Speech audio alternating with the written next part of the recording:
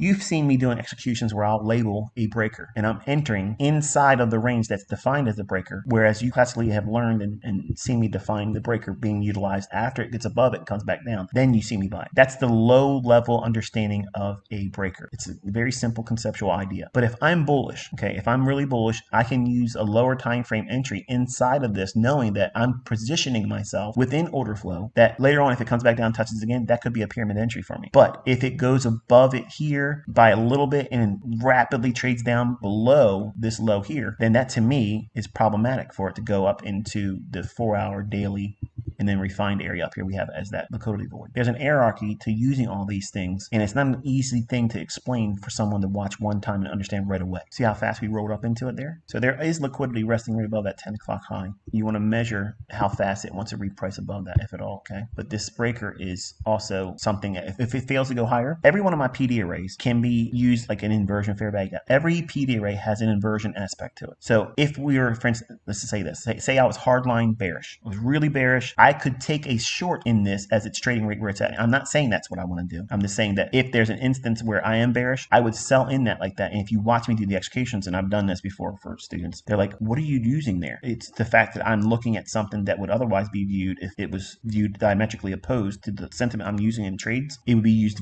bullishly. Same way I use with the retail logic. If I talk about a trend line phantom where it looks so obvious that there is some supposed diagonal support or resistance, if I can clearly see that in the time frame I'm looking at, I know it's going to draw to the midpoint and draw to that liquidity. So what am I doing? I'm capitalizing and attacking retail logic.